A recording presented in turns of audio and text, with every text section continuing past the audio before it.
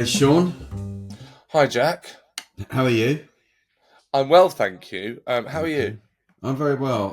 If people are wondering what's happened to you, if they're watching this, you're not on Yes. camera on this episode, which No. which I don't think anyone is going to think is a great loss. But I think it's just fair to explain that you've had some Yeah.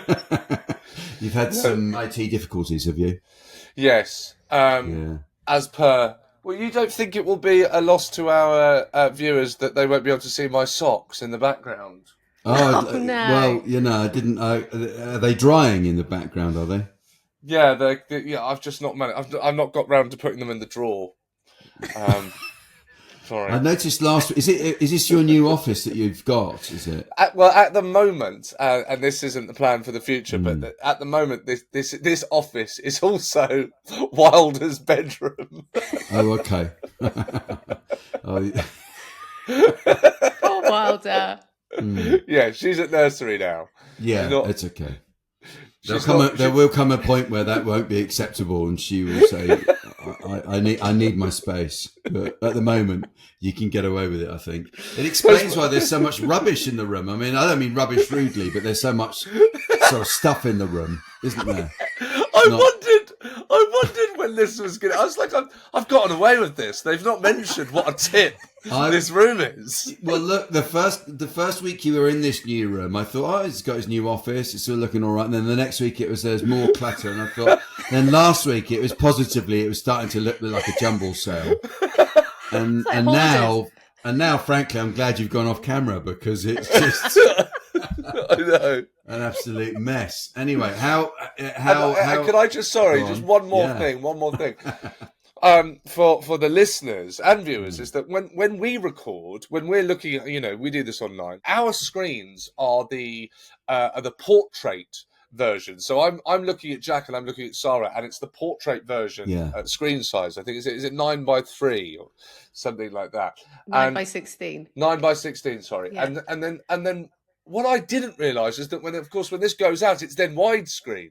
So I thought I had covered up all the mess. No, we can see Yeah, the you stuff can that you think we can't see. Hmm. Anyway, listen, I thought I would start this episode. In the last episode, Jack, Jane, the Yeah. wonderful Jane, had a question for me. Yes. And Yes. if you remember, and I thought I would just start. I asked Grace if perhaps she had a question for you, Oh, right. Okay. dog related, of course. And Grace was wondering if Dolly does bark at someone. Mm. In the event that Dolly does bark at someone, what do Mm. you do? It's been so long since Dolly has just Really? barked. She'd never go out and bark at anyone in the park. I have literally never known her even to bark at all in the park.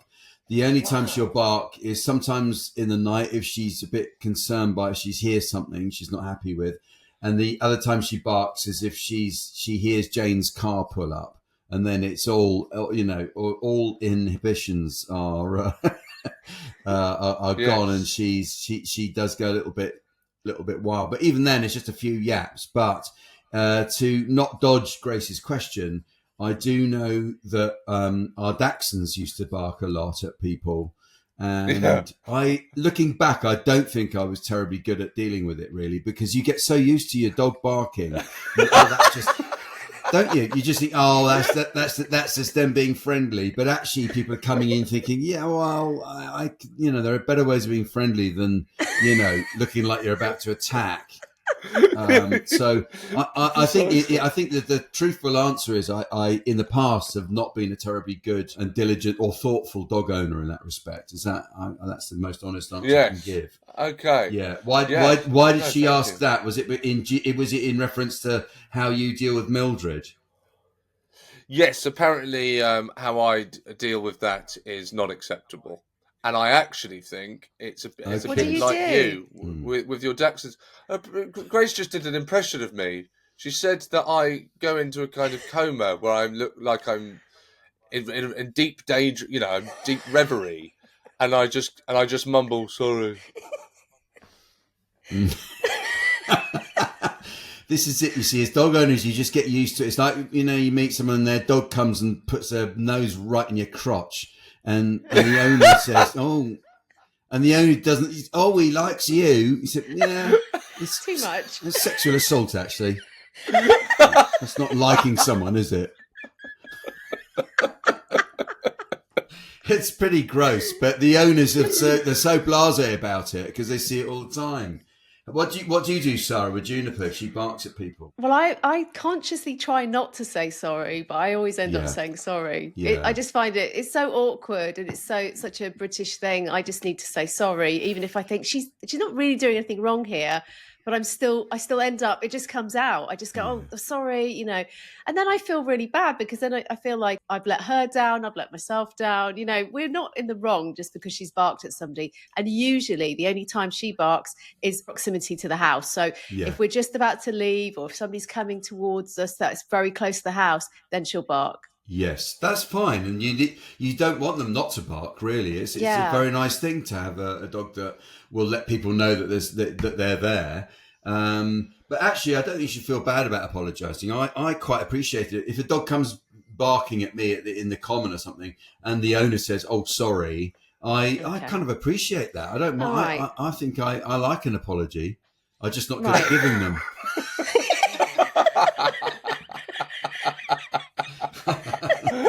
I'll remember that then. I'll keep doing it.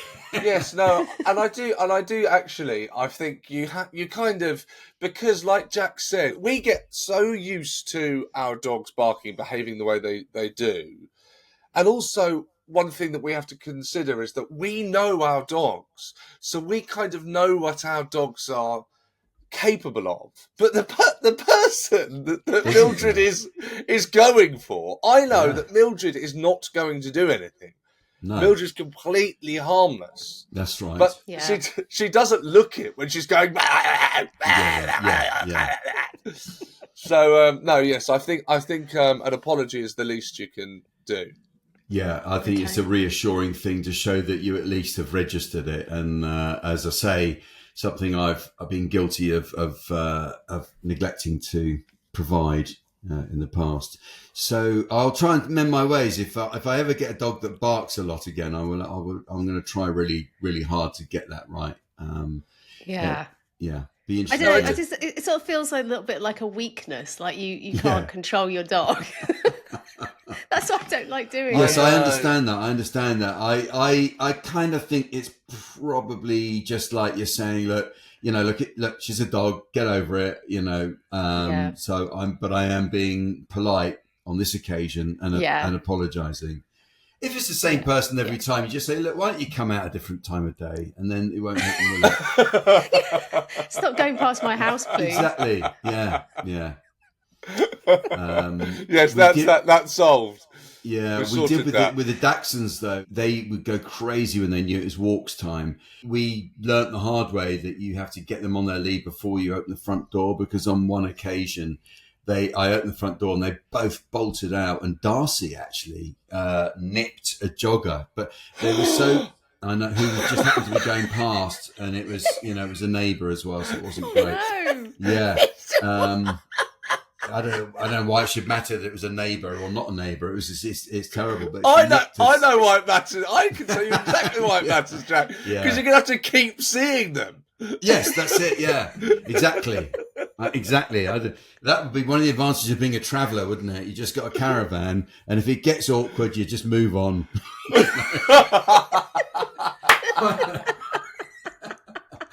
I can see why they live like that. My dog has bitten so many people. I'm just going to move where I live to another field. Yeah, so that was awkward, but that's the dachshunds. Overexcited, over enthusiastic about their run, and of course you open the door and it's like a hare had been let out, seeing this jogger going past at that moment, and they just went for it. Oh gosh. Anyway, yeah, not great. I had a particularly. Sean, can I just stop you a sec? Do you want to try your camera?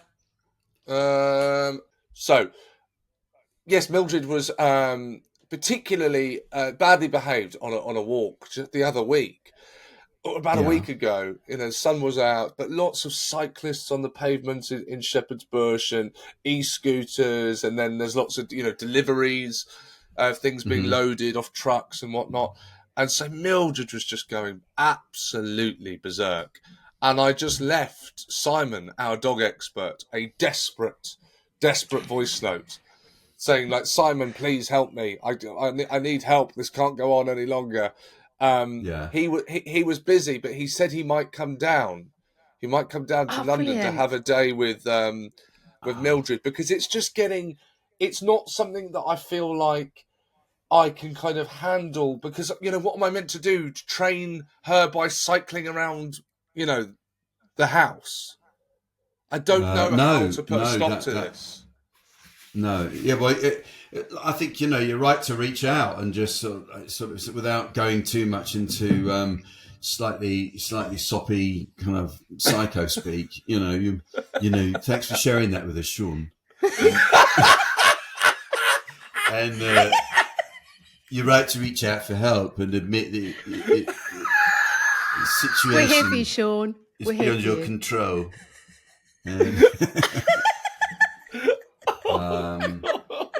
But yes, I think it is I actually appreciate that. To get that experience from Simon, who is that would be great. Let's watch this space and see if there is an improvement, because I know you've tried things on your own, haven't you? You've tried the clicker, and I've tried. No? I've tried the. No. I've tried. I know. I have tried the. I've tried these things, and I take Mildred out on the lead into the garden, which does work. Which is usually the toilet. I mean, the clicker I used. I think I used the clicker once. I didn't. Right. Maybe I should have persisted with the clicker. Yeah. Well, using it once is certainly not going to make any difference, is it? I mean, that's just going to sound like a click, and then it gets put in a drawer. And that's not going to. You've got to give I these made things- that mistake. Yeah. I thought it was like a remote control that did it so well, trained Juniper. And then I just went, I'll pop that over there. And then I didn't use it again. And then all of a sudden I was like, why isn't this working anymore? Right. Well, you have to be consistent, don't you? Yeah. Yeah, all the time with it. Yeah, It's a bit like going to the gym once and then coming out and going, "Where's my 6-pack? I thought I was going to get a Right, you do 6-pack." Wanting an immediate result is very difficult. But I think it is a good idea to at least not ignore the problem and keep and see what happens. Simon will really help you out, and I'll come along and I'll film some content for us. That would be good. Yeah. Jack can come and put in my key safe as well whilst we're at it. Really make a day of it. At some point yeah, exactly. So at some point that has to happen, I suppose. I'll come over with this drill that I've got. I was given a drill for Christmas 5-6 years ago, and I still haven't opened it. So I want to... Bravo. I've never used it, so I'll be interested to see if it still works. It's probably a steam-powered one or something. It's moved on by now, but yeah. Come round, try it out. Yeah, we'll do. We've got some emails, Jack. We do have some emails, actually. Yeah, we've got one from Christine in Warwickshire. Yes. She says, "Hi, Jack, Seann, and Sara." She says, "Fairly new to OMD. We started listening after seeing Jack in Birmingham in March." She says, "Hilarious, especially when the woman in the audience wouldn't shut up. Best wishes, Christine from Warwickshire." Thank you very much, Christine. Oh, there is a bit more, isn't there?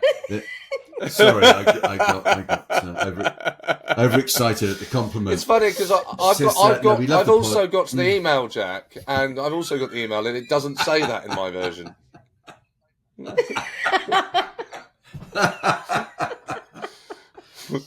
Yes, obviously, I edit these slightly just for making it the content that we really need. She said, "Love the pod and listen when we're out and about with our 2 border terriers, Lola, brackets Lola Pepsi Cola on the left in the pic, and Betsy, or Betsy Blue, aka Asbo. So it sounds like Betsy's a bit of a handful, if that's the nickname. She says, I've just listened to the episode with Dr. Amit Patel. It was wonderful to hear how much his guide dogs have changed his life and how much he appreciates the work of the volunteers. Our next door neighbour's dad is a puppy raiser and has taken delivery of his 6th guide dog puppy. John is now in his 70s, but works so hard with all his pups, giving them the best start, socialising them and starting their training. This is a really important part of it, is people, these foster parents that take in the dogs when they're puppies and give them that initial bit of training. It's such a great thing to do as a volunteer. It must be hard to let go of them, though, once you've had them for a bit. I'd really find that difficult. She says, we have adopted 2 failed guide dogs in the past. There must be a better way of calling them failed. Don't you think there's a better description? It could be, maybe career changers, let's call them. Yes, that's good. Very good.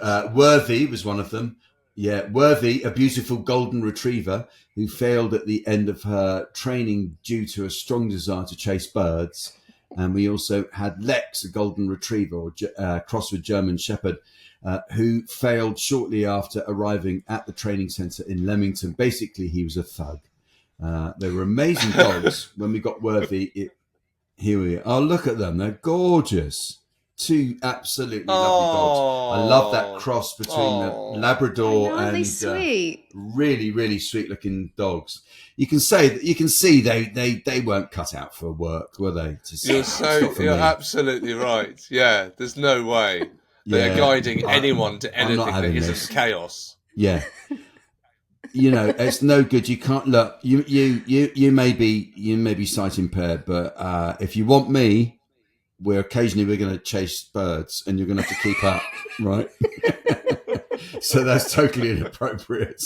Worthy clearly had a bad attitude and was more into the fun than the work, and we had to find something else for Worthy to get up to. But a gorgeous looking dog, nonetheless. Yeah. And he said they were amazing dogs. When we got Worthy, it was like getting a dog from Harrods. She was so well trained, but we deprogrammed her over the 12 years we had her. Love the pod, love the banter between you all, and hearing all about Dolly Juniper and Mildred Barrett. Best wishes, Christine from Warwickshire. Thank you. Very interesting email. And it's lovely to hear that those dogs that don't make it through training, who don't graduate, as it were, but they still find happy homes, and they will have benefited from a great deal of handling, which is important with dogs. That they they've been socialized with lots of other people, and they will have had I imagine they're mostly pretty well behaved anyway, if a little bit just not cut out for being guide dogs specifically. It's also really great nice that you're attracting new listeners for Oh My Dog, Jack. So well done. Are you plugging it at the end, or what's happened there? No, I don't plug it. It's I think people just come to the live stand-up show and think, I need more of this in my life, and where they're finding it is at Oh My Dog, because I can't be everywhere all the time. I try my best, but people can't get enough of me. This is what I'm finding. It's true. I think what would be really nice is after the show, Jack, you stood at the doors and flyered. Yeah. Okay. Yeah, I should do. We are going to speak to someone very interesting in a minute. Dom Burke, who is from Dogs Trust Behaviour. He's a Dogs Trust Behaviour Officer. So we're going to hear all about that. So Dom Burke, thank you so much for joining us on Oh My Dog. You are a behaviour officer at Dogs Trust. Can you just talk us through that? How is that? What is that? So I work in our Dogs Trust central team. So we kind of support the whole charity with all of our messaging, both internally and externally. And we do lots of things like we review lots of images to make sure that we're showing off the best of dogs and that we're not showing any kind of bad practices. And we kind of inform a lot of our stances as well. So what does Dogs Trust think about this? Or, you know, what we're going to talk about today, like what does Dogs Trust think about dogs at work or dogs on the train? So we do a lot of like kind of top down looking at dogs as a population rather than on the ground looking at an individual dog that might have a particular behaviour problem. So Dogs Trust it does. Is Dogs Trust is a charity? Is that what it is? And so yeah, we're a national charity, biggest dog welfare charity in the UK. right, dogs welfare. Okay. The dog experts in the UK when it comes to an organisation.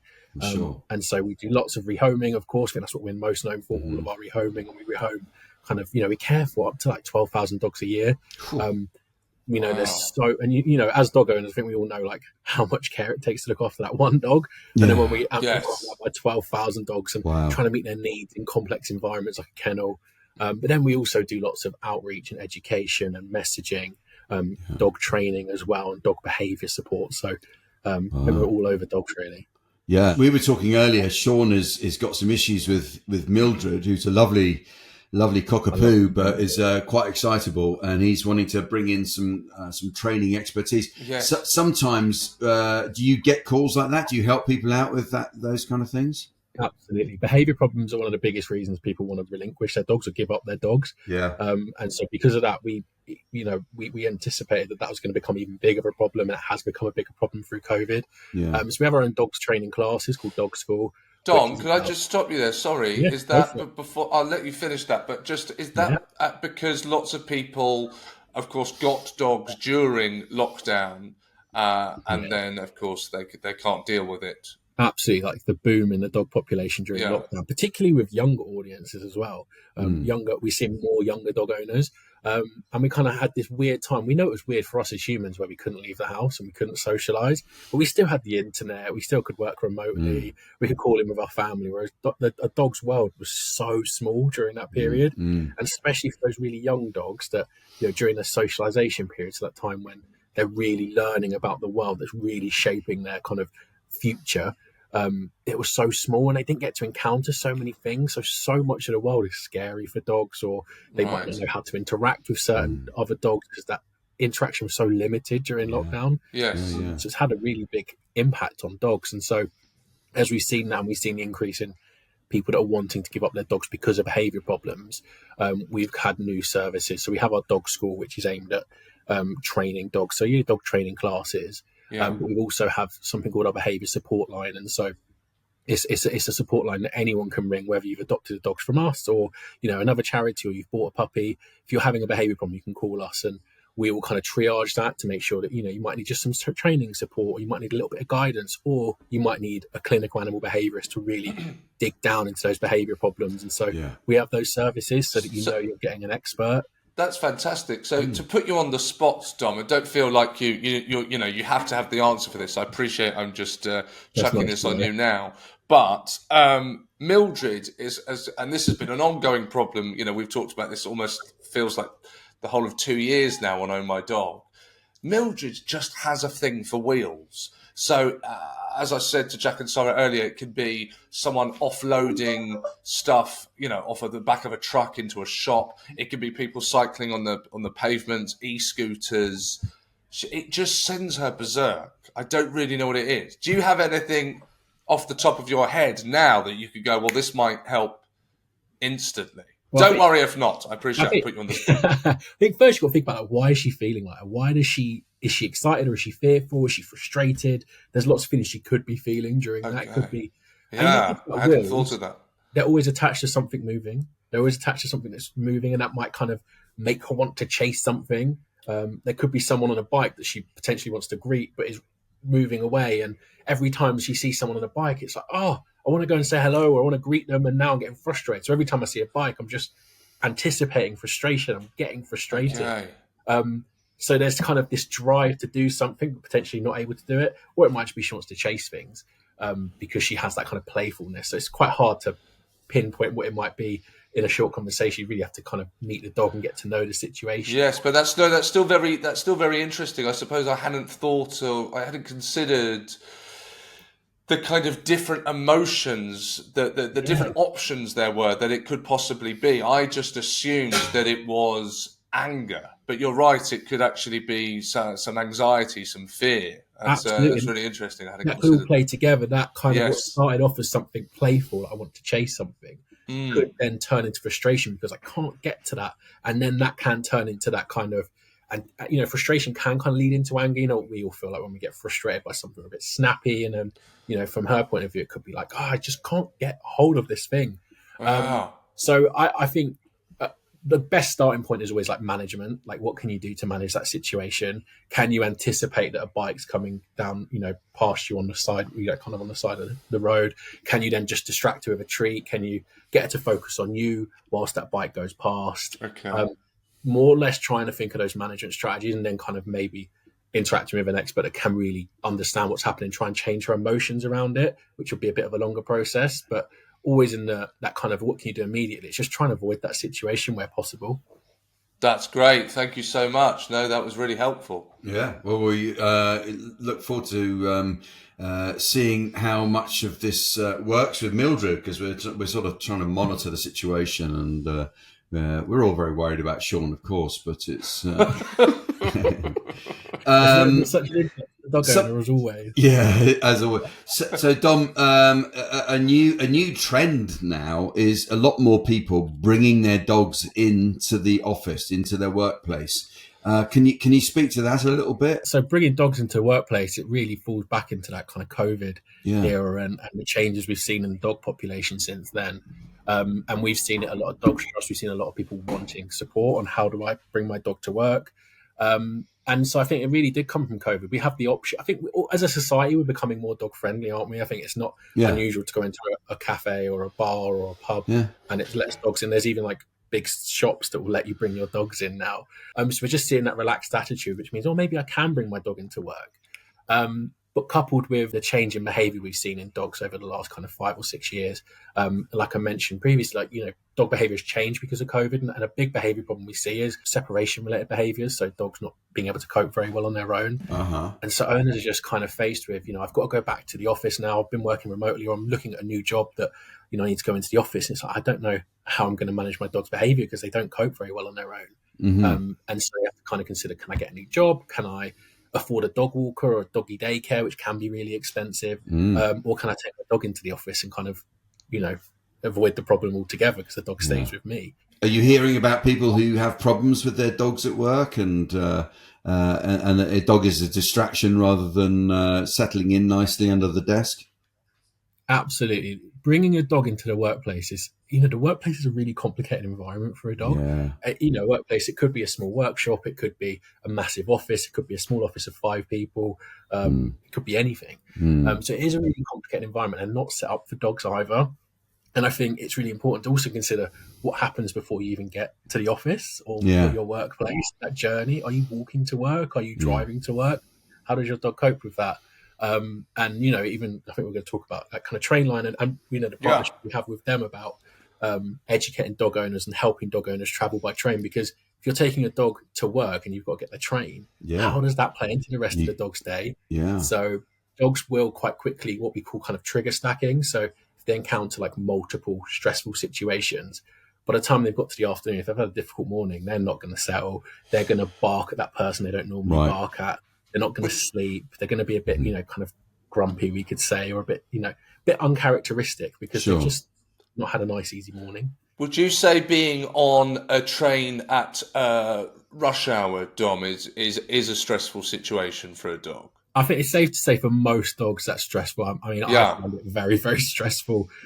People stepping on my feet and I'm over 6 feet. So if you can imagine little Mildred on the train and, that how that must feel to them, that world of like, everyone's above me, there's no space to move. And I think that's actually a really important thing when we're traveling by train is thinking about what options does your dog have to avoid interaction. Out on the street, you can kind of keep walking. You can say, could you give my dog some space? But on a train at rush hour when everyone's all together, dogs just kind of feeling really kind of, they don't have any ability to move. So it can be really, really stressful. Is that really most dogs, Dom, do you think? Obviously, dogs have different characters and different personalities, but do you think that kind of stands for most dogs? That's a good point because every dog is so individual. But I think when you're thinking about that typical rush hour traveling, I think that's Yes. the more difficult situation for Yes, any dog. yes.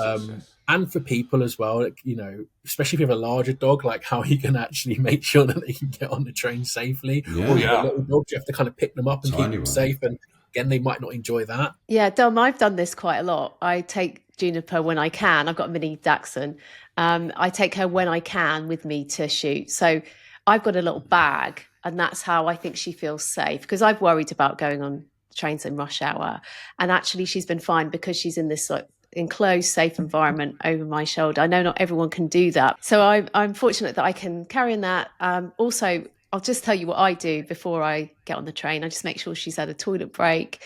Then I make sure I've got all my snacks and food and water for her, a blanket and a chew, and then, you know, get on the train. Fortunately, it's not too long a journey. And then the other end, I try and get to where I need to go as quickly as possible on the tube, and then take her to the park again before I go into where I need to be. So that's how I sort of plan her day. And then I take a little bed with her, and she'll have a sleep once she's settled. And she just needs to be near me, because it is an environment where she won't know other people. So those are the considerations. Am I on the right track with all of that? Absolutely. I love the pun on being on the right track. Absolutely. You are. And I feel like you've read our guide already. So as I mentioned, because of this partnership that Dog Trust and Trainline have, Trainline, essentially, they surveyed their customers to be like, how are dog owners traveling? They wanted to understand what is it that they're traveling with, or what are their kind of characteristics, how are they behaving? And we find that more and more people are traveling by train. But the biggest barrier that people faced was just not knowing what to do, what to prepare, kind of not knowing to do all of those things that you just outlined there. So you are absolutely on the right track. And so we've created a guide that gives those general pointers. What things should we be bringing with us? And like you said, treats, a nice bedding, some food or water bowl, you know, thinking about what your day is going to be like. Are you out for an hour, or are you out all day? You might need to take more with you. Poo bags, that sort of thing, as well as the considerations of like, how do you introduce a dog to train travel that's never been on a train? Or how do you navigate the barriers at a train station? Or do I use the escalator, or do I use the stairs? There's lots of things that actually dog owners just go, we don't know what to do, and they would travel more if they knew that stuff. So that's why we kind of created that guide to just give that support. And again, like here talking about it, would just help those dog owners make good decisions and be responsible, because they want to be responsible. They want to do this thing. They want to care for their dog in the right way. But it is quite challenging. So it's important that they have that information. One little tip, Dom, I have. I think you're going to be impressed by this, is when I'm walking Mildred through the barriers at the tube station, is you always walk her through the barriers that are there for prams and luggage. Absolutely. Yeah, that's in the guide. Come on. Already? Is that in the guide? It's in the guide. Barrier. I wrote the guide. I didn't tell you that. Well done, mate. Dom Burke and Seann. And Seann is usually just more concerned with avoiding Robert Jenrick at tube stations. So I hope you have your I'm impressed that he's thought that one through. Well done. Dom, do you have a dog yourself? You have a dog? I have two dogs. So I have Dottie and Ralph. Okay. Two Shih Tzu crosses. Okay. Nice little fluffy dogs. Surprisingly, you haven't heard them, but they're sleeping away on the sofa, enjoying their mum. Yeah. They need some quiet time. Yeah. And I also have to look after my mum's dog. So we mentioned about dogs with separation-related behaviours. My mum has a dog that really struggles being on his own, and she can't take him to work. She works as a carer, so he comes and stays the day with me while I work from home. So that's 3 dogs in the house at most of the time, but they are quite small dogs. Yeah. And what kind of dog owner are you? Are you disciplined, or are they allowed on the furniture? They are allowed pretty much everywhere. To be fair. Good to hear. And I think the nice thing about that is it's all personal choice. Yes. Some people don't have dogs in bed with them, and some people do. My dogs are very much, they like to be with us. They like to have snuggles on the sofa. They like to be nearby. And so they kind of get that free range. We have some difficulty because we have children, so we have baby gates that kind of stop kids getting up the stairs. So they can find that a bit frustrating. Kind of want to come upstairs, and they want to come downstairs, so they're always kind of waiting at the gate, like, can you let me in? So we're always up and down. I feel like getting my kind of exercising, getting up and down off the sofa all the time to let them go upstairs or come back down whenever they want. Dom, do you have any tips for separation anxiety? Because that is obviously why I started taking Juniper with me, because I didn't want to leave her. Absolutely. It's such a big problem that people are facing now. And I think the biggest tip is to first understand that dogs won't just get used to things, that they're not just going to get used to it. If you go out 5 hours a day and you keep doing it, you're probably going to make them feel worse. So actually addressing the problem is the first tip, rather than just trying to ignore it and think they'll get over it. It's not really how dog behavior works. In the meantime, just trying to find things that you can do to keep them relaxed and confident where possible. So that might mean seeing if you can find alternatives to working in the office. Can you have more days at home? Do you have family that might be able to spend some time with them? Could you get a dog walker or doggy daycare?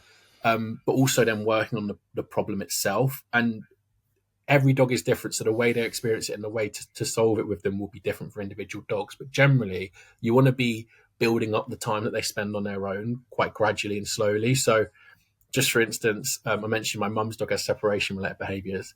Yes. We had to start with him at leaving him literally for 10 seconds behind a baby gate whilst we went into the kitchen from the living room, because that was kind of the level that he could cope with. Anything beyond that, he got a little bit worried, and we don't want him to get into that worried state. We want to be building his confidence. And gradually that increased in time to 2 minutes in the kitchen, and it was 20 seconds outside the front door and coming back in, and eventually getting up to the point where we can leave him for 15 minutes. Now, for Gus, that is a big deal. 15 minutes on his own is a massive accomplishment, and we're on the right track to get him in, for being multiple hours a day where we can come in and, I can do my work and I can come downstairs and he's happy, he doesn't need to be with me all the time. So nice and slow. And I think we always want an easy fix, but they're dogs, they have emotions, they have their feelings, and need to work with that and understand that they need their confidence being built. Yeah, that sounds like very good advice indeed. Brilliant. Yeah. Yes. Final question we always ask our guests: do you let your dogs kiss you on the mouth? Yes. I can hear the vet team at Dogs Trust saying no. I actually don't, just because I know what my dogs get up to with their mouths out and about, and the things they find on nice woodland walks. So no, unfortunately not. They look very cute and they're very fluffy, but that's a bit too far. And they love to lick people. They love to lick our arms. My children, they always want to lick their arms. Yes. My youngest son's head seems to be, I don't know, like a dog lollipop for them. They always want to, it's just important behaviour for them. But so people want to access Dogs Trust and the help that's available there, or maybe they want to donate. It's a great thing to help out with if you feel so inclined. Where do we find you? Dogs Trust. What's the website? Go to just search for Dogs Trust, and I'd also have to say, we're talking about a kind of train travel and coming into work and bringing your dogs on the train. Yeah. And I know this is something your audience will absolutely love. So we have our guidance that we wrote with Trainline. So if you search for Dogs Trust Trainline Guide, we'll come up there with all these hints and tips. Yeah.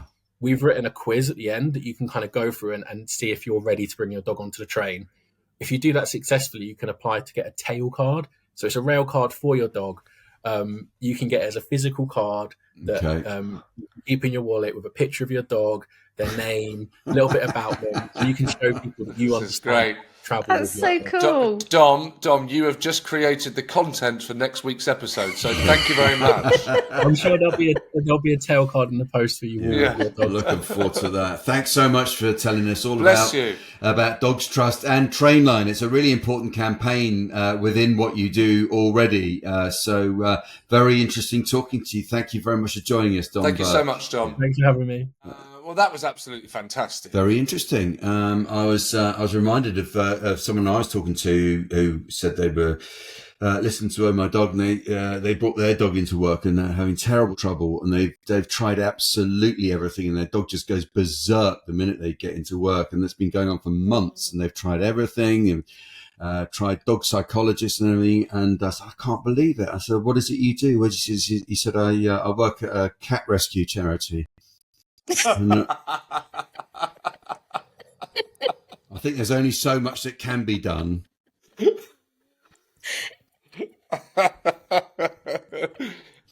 Yes, you need to defriend him. Yeah, you need to get rid of them. I literally thought of that as we were talking, and I thought I'll end with that. I wish I could have a drum kit here. Go. Oh, I loved it. Really shot. Absolutely fantastic from Dom, and he answered my questions about the wheels there. So, Simon, our dog expert, if you're listening, you're out of a job. What a way to find out. Got a new Simon now. Yeah, he'll be going around. So poor old Simon will be, they just chewed me up and spat me out. Hey, Simon, that's showbiz. Yeah, that's a new kid on the block. Anyway, just quickly, whilst we're on this topic, obviously getting a taxi and stuff like that, there's a bit of confusion. Kind of feels like when you've got your dog, can you order a taxi? Is it up to the taxi driver? You're going to have an awkward conversation. Are they going to kind of acquiesce and let you in, and you know they don't really want you in there with your dog? Uber have a service. Order your Uber. Just go down to Uber Pets, and you get an Uber where the driver is totally, happy and complicit with you having your dog, and you don't need a special mat or anything like that. So just in case no one knew about that, that's been really helpful for me in the instance that I've needed one. They genuinely. You're working for Uber now. Yeah. I'm trying to get us a sponsorship deal, guys. Will you just go with it? Well, it's that is a good. You do need to find out in advance on Uber, and but they do have a pet friendly cars. Some drivers just don't want the dogs in their cars for various reasons. Some black taxi, if you're in London, black cabs and stuff, they normally okay with it, but sometimes they don't want. They don't want to know. You're probably okay, like with Juniper in a bag. They don't. By the time they've stopped and let you in, it's too late anyway. They won't have seen her. She's hiding in the bag. Exactly. Yeah, Juniper having a right laugh in the back of the car. So, we've done it again. All right. Well, thank you for listening to Oh My Dog. We hope you're enjoying taking a deep dive with us into our love of dogs. Yes, please go and subscribe to our YouTube channel. We're now on YouTube at OMD Pod. And please keep on getting in touch by emailing us at hello@omdpod.com. Of course, follow us on Instagram. Sara posts all of the best, or the internet's best dog content there, so go and check that out now. And don't forget to give us a 5-star review wherever you get your podcast too, if you feel so inclined. And remember, a dog is for life, not just for podcasts. We smashed that. I think that's the slickest we've ever been. As always. We'll try and cobble something together from that. Please.